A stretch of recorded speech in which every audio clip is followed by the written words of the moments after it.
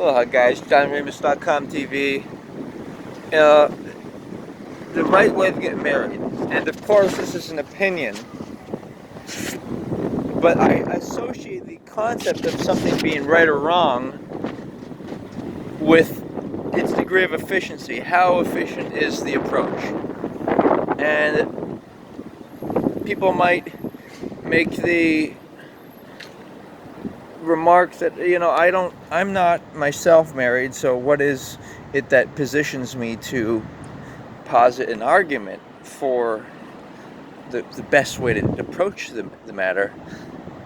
I feel like I've observed things. Sometimes people observe things and they come up with ideas in all areas of life, safety, health, and whatnot. And they may not have experienced the problem directly, but we're humanity, we're consciousness, and if we can take on problems collectively, then we can really experience the sensation and the joyfulness of being a collective consciousness, a unity consciousness. That's what we are. So I'll throw out 10 ideas here. Number one, the cliche of quote unquote knowing yourself. What does that mean? Well, in relationship to my idea of the dream mate and dreams, you want to clearly define your dreams. You want to actually say that, you know what, I not only I know who I am, but I know what type of person I'm attracted to, physical features, and number two, I also know whether I want to procreate or not, whether, there are a lot of factors involved, and whether, what I need to build up my career and financial stability and just be poised to take on a relationship. And I would suggest you've got to be at least maybe 25, maybe more, maybe 30, in order to really say that, be able to develop yourself and say, hey, this is me. I know exactly who I am. I'm not going to compromise for anyone else. And also when you're having a strong sense of self and also developed, some of meeting your basic needs and satisfying your desires via masturbation and activating your third chakra with this is just self-affirmations, like you know who you are, you like what you do.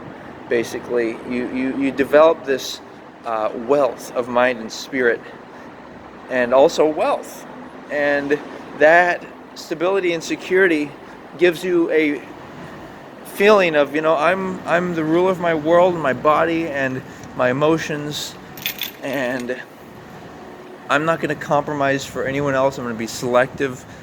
And number three is that when you actually examine attraction, people who are mature and what's the right term? They're refined and they're defined. These people are not. It's not going to be enough to just be physically attracted to someone. This is a cool discovery I've noticed. This, it's you're going to look at people and the sound of their voice, their culture. There's so many subtle things that are going to affect your attraction to them, and the most importantly, of course, being that you are not gonna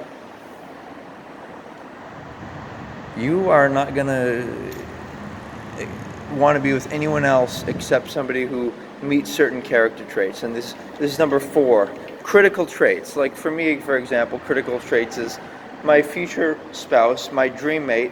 I'm married to my dreams. My dream mate, it has to be vegan. They have to like a certain type of music, certain details which you can make sure you discover. I'd say it, and then maybe other important things like, would you consider humane suicide if you were in a coma, or different things like that, or if the child was malformed, would you abort, or stuff like that. important stuff in life, not stuff like, not surface stuff like, oh, we both like the new iPhone or a certain car, or oh, we both like going to this restaurant. You got to be more.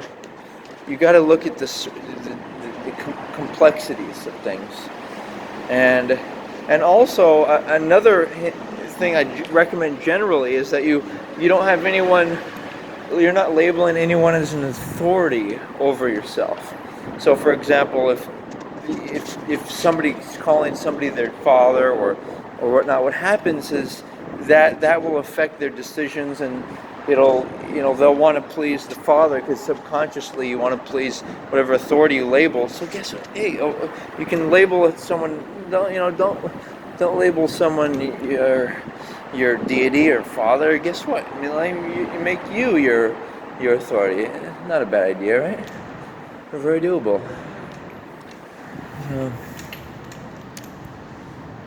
So that's what you want to do. You want to make a move to number 5. Once you've actually accomplished all these objectives, you're in a place where you want to talk to someone. You want to talk to some people, and so first look at people. Often there'll be people. You want somebody who's gonna want to live in the same place as you. So you'll likely meet them at social events and what have you. Around where you want to live.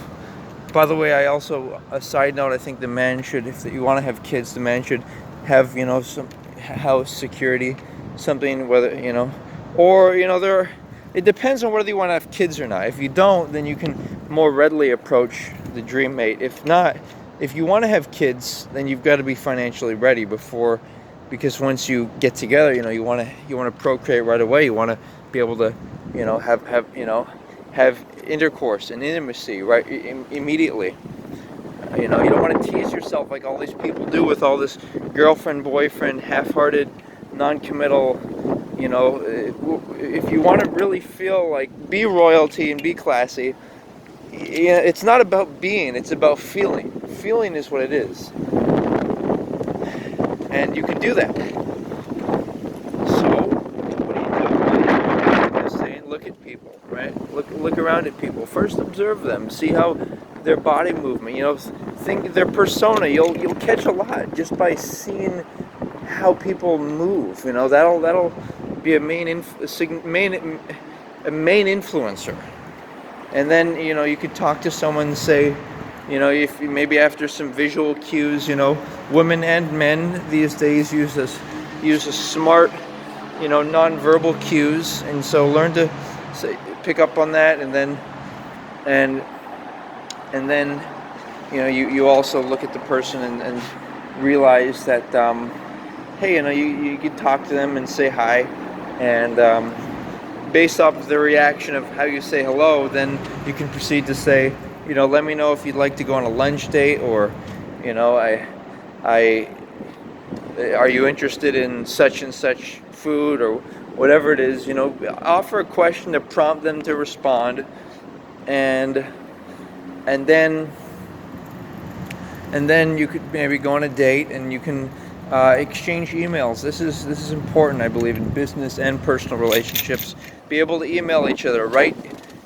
And what do you want to email? Well, you want to say everything. You can go on some dates, but in email you want to disclose everything. You want to disclose what's important to you.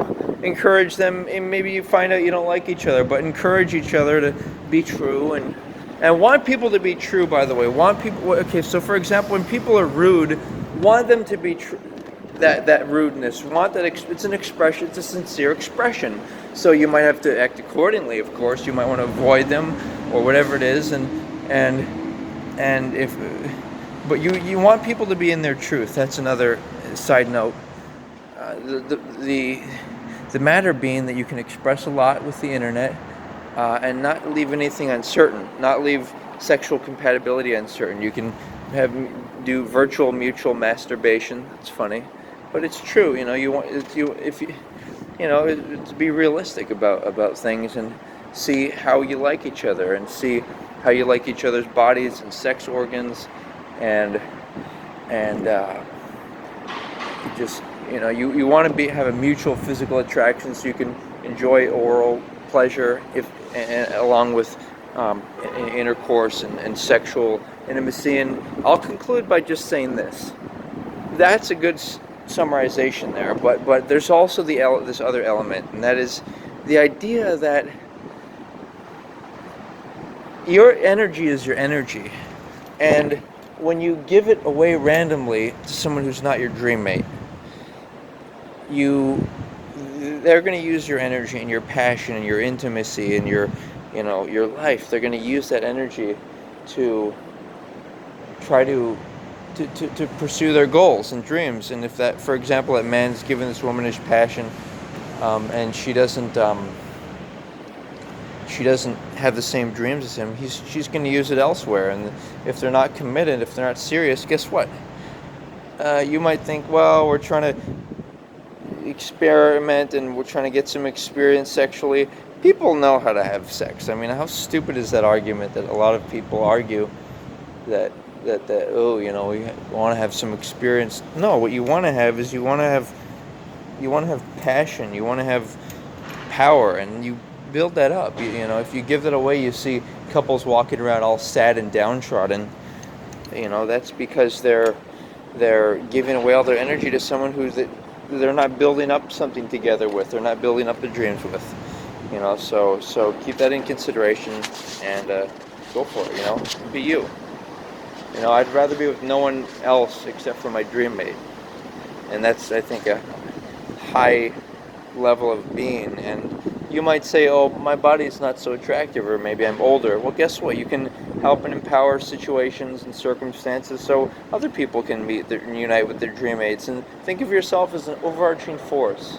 It's using your body to help people get your goals if you can't do it yourself. And in the future, in your next incarnation, guess what?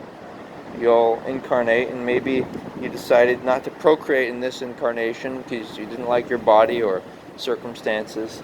And guess what? In next incarnation, you could end up as somebody who, an attractive couple that was able to procreate, and maybe you even gave them some financial support or your time and help raise their kids. See, it's a process where we have to be conscious of things. We have to be conscious of what we find attractive, what's functional, all the details of the human body and genetics and good genetics and good desirable traits, all things to consider. Thank you.